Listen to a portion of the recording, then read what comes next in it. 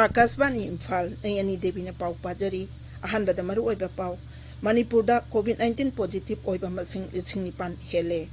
COVID-19 laichat manung da Bharat chin thungbada sinmi singi yai phanaba masung thabak pinaba tahrang kaya Kendra Sarkar na lokhatli Sarkar na hairi lockdown manung da lebak asina darkar oiba ahen by health ki infrastructure singwatpa ngamki amasung Haksel Mantraloy na hairi lebak asida oxygen cylinder gi awat palaite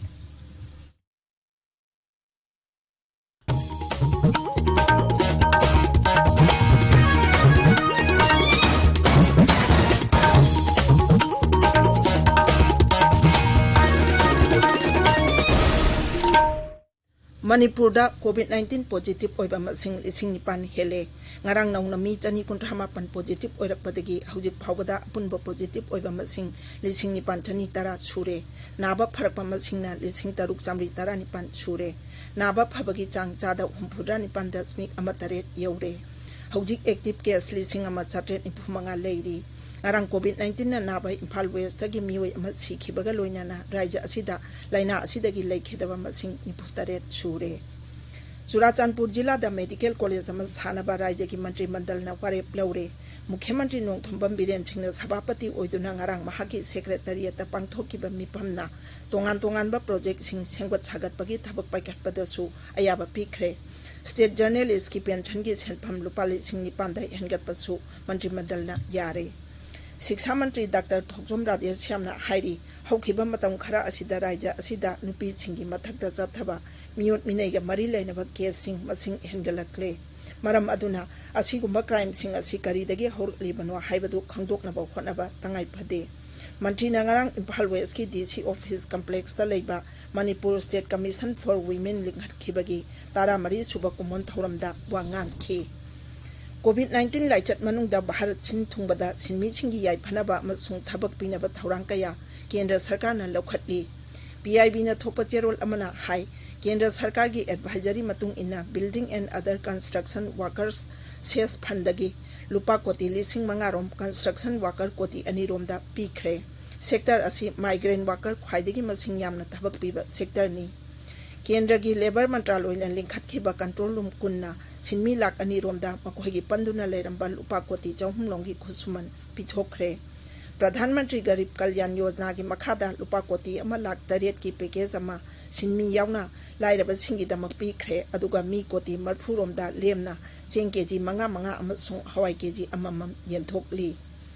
COVID-19 lan thengnariba health worker singi Pradhan Mantri Garib Kalyan Package Insurance Scheme tha taruk amaga so sangdokle sahi asigi March kunthada scheme asi numit marphudrani gi oina lauthokibani masi makha sangdoktuna September 15 phawa chatnaragani hojik phawbagi oina scheme asi numit chama marphuni amaga so sangdokle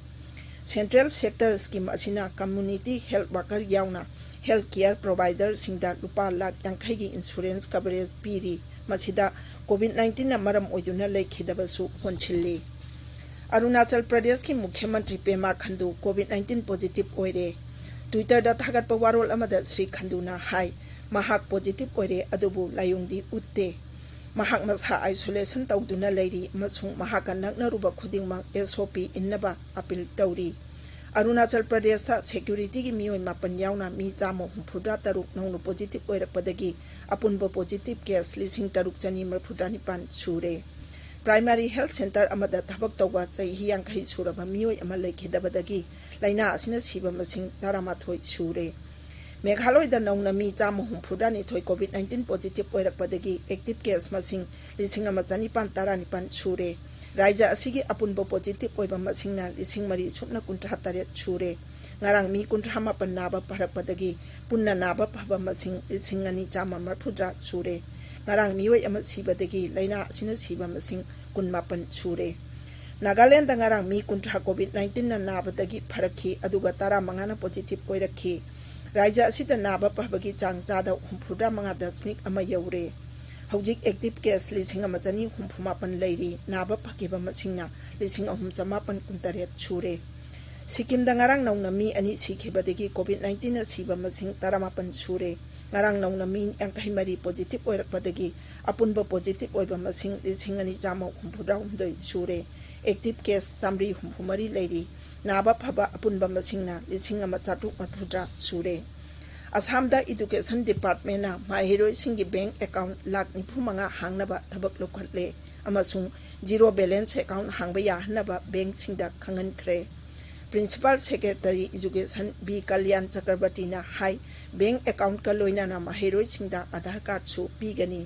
महांगना high new education policy चना हन्नबा शिक्षा मंत्री Himanta Biswa Sharma task force अमा सेमले महांगना high Assam दा vocational अमसुंग value based education दा मपुंग ओइबा meeting थमली Shri चक्रवर्ती ना high mid day meal दा येरुम बिरयानी अमसुंग असम की हावरबा लारू पिठा पिजरगनी मेघालय विधानसभा की विरोधी लुचिंगबा डॉक्टर मुकुल संगमाना राज्यपाल सत्यपाल मलिकता गारो हिल्स ऑटोनोमस डिस्ट्रिक्ट काउंसिल की एडमिनिस्ट्रेशन पाइसिनबा तक्सिनख्रे काउंसिल अदुदा सेल लाना सिजनबा अमसुंग सेंजा थुमजा तवी हाइना मराल सिरकलिबसिंग अदु निंगतंबा बॉडी अमबु इंक्वायरी तवहनबसु श्री संगमाना तक्सिनखी राज्यपाल दा इबा चिठी अमदा हानगी मुख्यमंत्री असिना हाई राज्य अदुगी ऑटोनोमस डिस्ट्रिक्ट काउंसिल सिंगदा पाक्तकना सेंजा थुमजा तौरे हाइना मराल सिरकपा लेरे ताबिरिबा पावसी आकाशवाणी इम्फाल दगिनी सरकार ना हाइरी लॉकडाउन मनुंगदा लेबाक असिना दरकार ओइबा अहेनबे हेल्थ की इंफ्रास्ट्रक्चर सेंगोटपा ngамखी लोकसभा दा ngarang अइबा ओइना पीबा पाखुम अमदागी गृह मंत्रालयना हाई सरकार ना पाबै हिसाब मतुंग इना लॉकडाउन तौनबा वारिप लौखिबा सिना कोविड-19 ना नारकपा याबा केस लाख 13 दगी लाख 19 फावबा अमसुंग मी लिसिंग 53 दगी 59 फावबा सिबा याबा अदु थिंगबा ngамखी लॉकडाउन ना लाइचत असे संदोरकपा तपथा हनखी लॉकडाउन मनुंगदा चही असिगी मार्च थादा लेरंबा चांगदगी आइसोलेशन की फमुंग सरुक 19 हेना हेनगटखी अमसुंग आईसीयू की फमुंग मसिंगना सरुक 13 हेनगटखी हक्सेल मंत्रालयना हाइरी लेबाक असिदा ऑक्सीजन सिलेंडर की अवाटपा लेते न्यू दिल्ली दा पाउमीसिंगदा वा ngangbada केंद्र की हेल्थ सेक्रेटरी राजेश भूषण ना हाई हौजिक की ओइना ऑक्सीजन पुथोकपगी चांग असि मेट्रिक टन 3,600 खरा हेले पाउमीसिंगना हंगलकपा वाहंग अमगी पाउखमदा श्री भूषण ना हाई मतम चाना ऑक्सीजन फंगहनबा ngamnaba राज्य खुदिंगमकना निंगथिना मैनेजमेंट तौबा तंगाई फदे मंत्रालय असिना हाई हौजिक फावदा लेबाक असिदा कोविड-19 ना नारंबा मी लाख 59,000 हेना नाबा पखरे नाबा फगलपगी चांग असिसु नोंमनोंमगी हेनगलकली Indian council of medical research ICMR की डॉक्टर बलराम भार्गव ना हाई हौजिक भारत कोविड-19 की वैक्सीन अहुम क्लिनिकल ट्रायल तौरी हक्सेल मंत्रालय ना हाइरी राज्य पुनमक्ता RT-PCR अमसुंग रैपिड एंटीजन टेस्ट RAT की कैपेसिटी सिंथानिंगाई ओइने हेनगटले ट्विटर दा थागटपा वारोल अमदा मंत्रालय असिना हाई नुमित खुदिंगी ओइना चांगचता सरकार की लैब सिंगदा सैंपल लाख 9 हेना टेस्ट तौरी अदुगा लनाई लैब सिंगदना लाख 1,000 हेना टेस्ट तौरी मंत्रालयना हाई चांगचत असिदा येंगलाबदी टेस्ट तौबगी मसिंग भारतता अमेरिकादगी हेलगनी मंत्रालय असिना high chase the virus strategy की सरुक अमा ओइना नुमित खुदिंगी सैंपल टेस्ट तौबगी चांग हेनगलपगा लोइनाना रैपिड एंटीजन टेस्ट दा नेगेटिव ओइरबा लायों उत्पमी खुदिंगमक तंगाई फदना RT-PCR टेस्ट तौनबा राज्य सिंगदा खंगनख्रे उत्तर प्रदेश के मुख्यमंत्री योगी आदित्यनाथ ना हाइरी तिल कांगना संतोपा लाइना जापानीज एन्सेफेलाइटिस अमसुंग एक्यूट एन्सेफेलाइटिस सिंड्रोम AES लाइना माइपाकना लाक्सिनबा ngamduna राज्य असिना लेबाक असिदा अमसुंग मालेम असिदा सिंथानिंगाई ओबा खुदम अमा उतले मुख्यमंत्री ना हाई हौखिबा चही अहुमदा महाके सरकार ना लौनगनबा लाइना सिंथिंगनबा पाइखटलिबा लालोंग निंगथिना माइ पाकले